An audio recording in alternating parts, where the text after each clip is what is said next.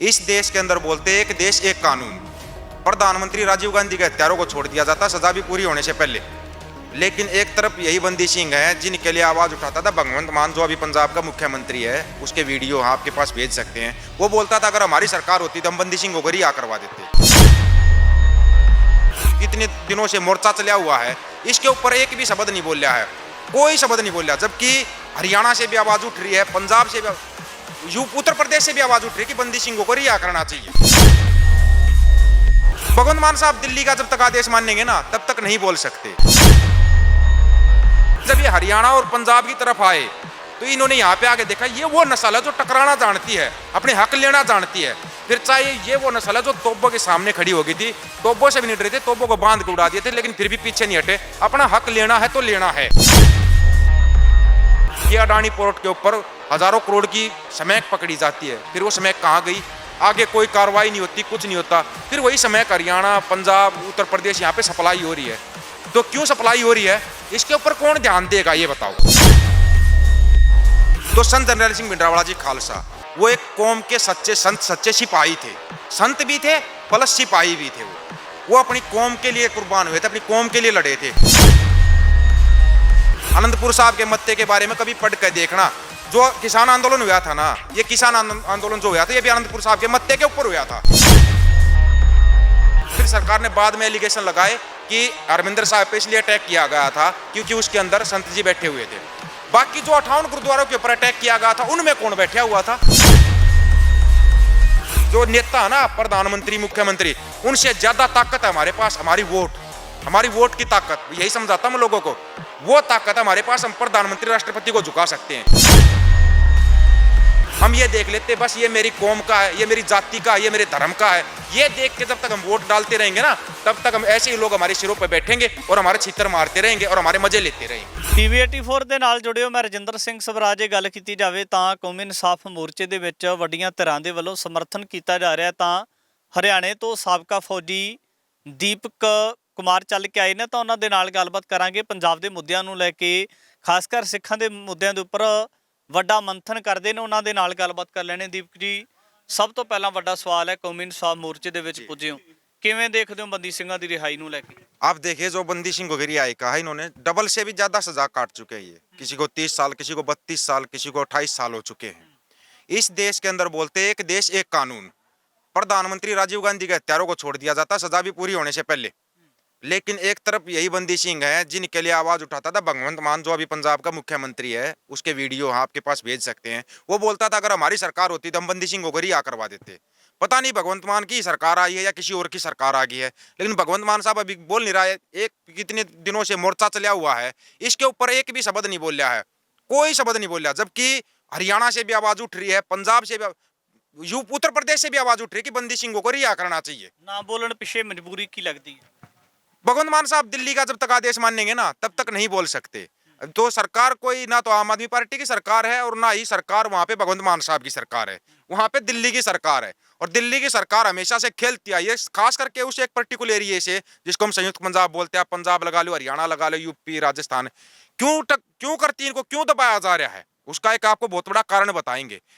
बिहार को पूरी तरीके से दबा के इतना बुरा कुचल दिया कि बिहार के अंदर बिहारी रहना नहीं चाहते।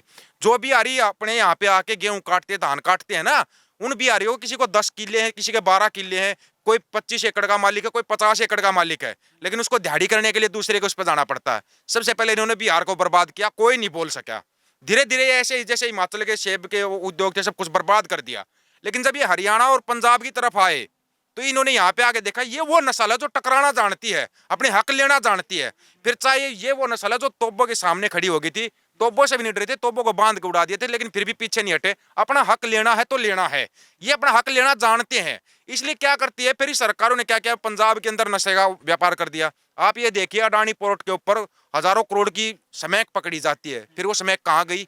आगे कोई कार्रवाई नहीं होती, कुछ नहीं होता। फिर वही स्मैक हरियाणा, पंजाब, उत्तर प्रदेश यहाँ पे सप्लाई हो रही है। तो क्यों सप्लाई हो रही है, इसके ऊपर कौन ध्यान देगा ये बताओ?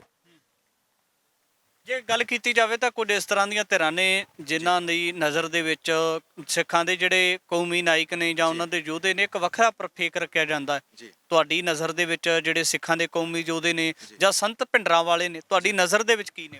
संत जरनैल सिंह भिंडरावाला खालसा, पूरा नाम लीजिए पहले तो, जिसका भी नाम लेना है पूरा लेना है, क्योंकि गुरुओं ने भी यही सिखाया है। किसी को बोलो रिस्पेक्ट से बोलो, चाहे हमारा दुश्मन ही क्यों ना हो।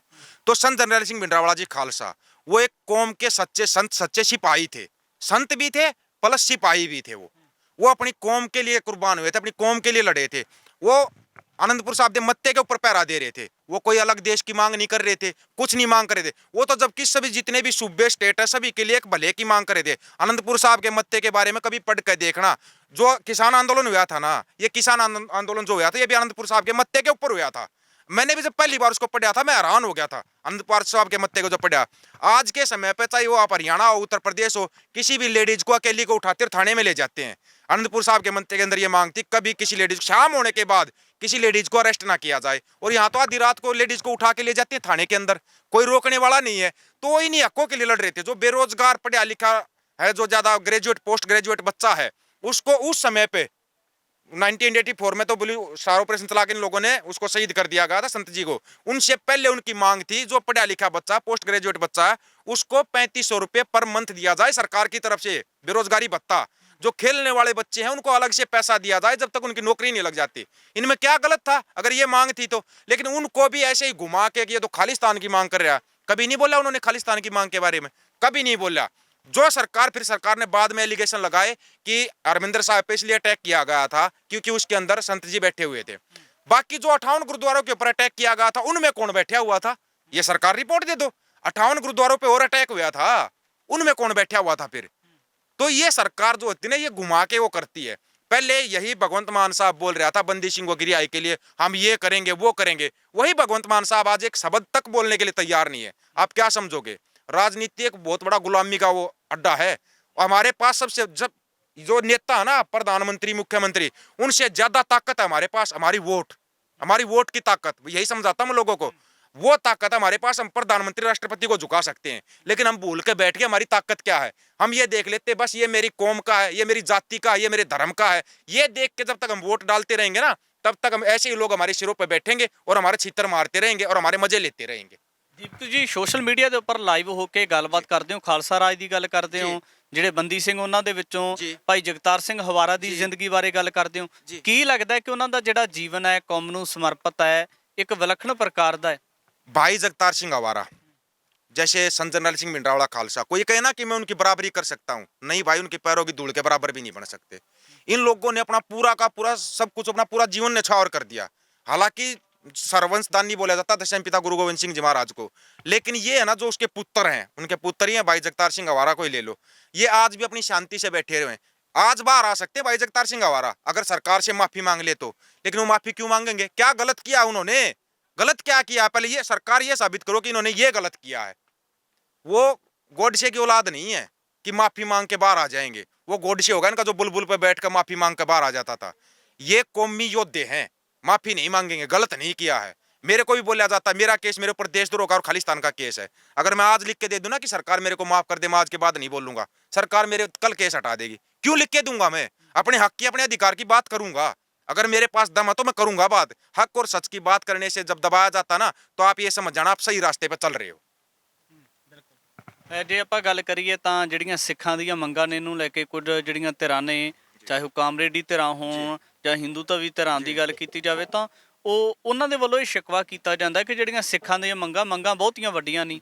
ਤੁਹਾਡੇ ਨਜ਼ਰੀਏ ਦੇ ਵਿੱਚ ਜਿਹੜੀਆਂ ਸਿੱਖਾਂ ਦੀਆਂ ਹੱਕੀ ਮੰਗਾਂ ਨੇ, ਚਾਹੇ ਪੰਜਾਬ ਦੇ ਪਾਣੀਆਂ ਦੀ ਮੰਗ ਵੀ ਲੰਬੇ ਸਮੇਂ ਤੋਂ ਚੱਲਦੀ ਹੈ, ਅੱਜ ਬੰਦੀ ਸਿੰਘਾਂ ਦੀ ਰਿਹਾਈ ਦਾ मोर्चा लगा होया, इन मंगा नु किवें देखदे हो? ये मांगे बहुत छोटी हैं। आप देखो ना, एक तरफ देखो बहुत छोटी मांगे हैं ये। और मैं ये कह रहा हूँ 2024 में ना सरकार सारी मांग मान जाएगी, क्योंकि इलेक्शन आ जाएगा। इलेक्शन के समय पे बड़ी जल्दी मांगते हैं, मांगे मान लेते हैं। जैसे यूपी में इलेक्शन आया था, किसानों की मांगे मान ली थी, उससे पहले 1 साल तक किसान बैठे रहे थे। इलेक्शन के समय पे मांगे मान लेते हैं, फिर ये वोट ले जाते हैं, फिर हमारे सिर पे बैठ जाते हैं। जब तक हम इनकी आगे तक का समझ कर नहीं चलेंगे ना, आगे तक ये लोग क्या करना चाह रहे हैं। बंदी सिंह को आप ले लीजिए, ये सरकार कौन सी बड़ी बात है, छोड़ सकते हैं ये कोई बड़ी चीज नहीं। लेकिन छोड़ने से पहले हमारी ये मांग है, सरकार को सबसे पहले माफी मांगनी चाहिए बंदी सिंहों से। सरकार कोई भी हो, चाहे वो पिछली सरकार हो चाहे ये सरकार हो, जो जीवन के इतने बहुमूल्य कीमती साल बर्बाद किए इन सरकारों ने, निर्दोष होते हुए भी, क्योंकि सजा से डबल सजा हो चुकी है, निर्दोष होते हुए जो साल बर्बाद हुए हैं उसकी माफी सरकार को मांगनी चाहिए। आज तक कांग्रेस सरकार ने जो हरमिंदर साहब पे अटैक किया था माफी मांगी? नहीं मांगी। उल्टा एक सरदार जी को हमारा प्रधानमंत्री बना के उनसे माफी मंगवा दी। क्यों भाई? उन सरदार जी का क्या रोल था उसमें? रोल जिस कांग्रेस का था, क्या किसी कांग्रेसी नेता ने माफी मांगी? नहीं मांगी, जबकि मांगनी चाहिए। नहीं मांगी ना, तो ये सरकार खुद माफी नहीं मांगेगी। यहां पर भी आप देख लेना, भगवंत मान साहब जी माफी मंगवा देंगे, भगवंत मान से माफी मंगवा देंगे, लेकिन खुद माफी नहीं मांगे। कहां गया केजरीवाल? बोल रहा था ये सरकारें जानबूझ कर बंदी सिंहों को अंदर रखे हुए। जब पंजाब के अंदर इलेक्शन था, केजरीवाल का वीडियो पड़ा हुआ है जिसमें उसने बोला था कि बंदी सिंहों को रिहा होना चाहिए, सजा से ज्यादा सजा हो चुकी उनकी। आज वही केजरीवाल नहीं बोलता, आज वही भगवंत मान नहीं बोलता। क्यों नहीं बोलते? सिर्फ राजनीतिक वोटें बटोरने के लिए बंदी सिंहों की आवाज उठा देंगे, लेकिन जब सही मायने में लड़ाई लड़ने की बारी आती, आओ ना फिर कौमी इंसाफ मोर्चे के ऊपर आओ। भगवंत मान साहब बैठो यहाँ पे आके, बैठो कर अरविंद केजरीवाल, यहाँ पे मोर्चा लगा हुआ है। जबकि मैं ये कह रहा हूँ, यहाँ पर आने का सबसे ज्यादा हक ना जितने किसान वहां पे बैठे, दिल्ली बैठे थे, या जितने किसान आंदोलन के किसान नेता, उन सबको सबसे पहले यहाँ पे आना चाहिए। क्योंकि इन्हीं निहंग सिंहों ने सुरक्षा की थी बॉर्डर के ऊपर। सिंघू बॉर्डर के ऊपर निहंग सिंह नहीं होते ना, तो उस बॉर्डर को एक दिन नहीं, एक रात के अंदर खाली कर देती सरकार।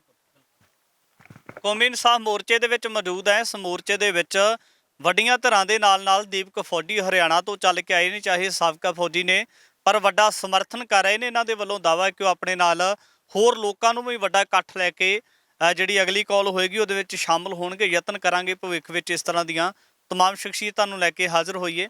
ਧੰਨਵਾਦ।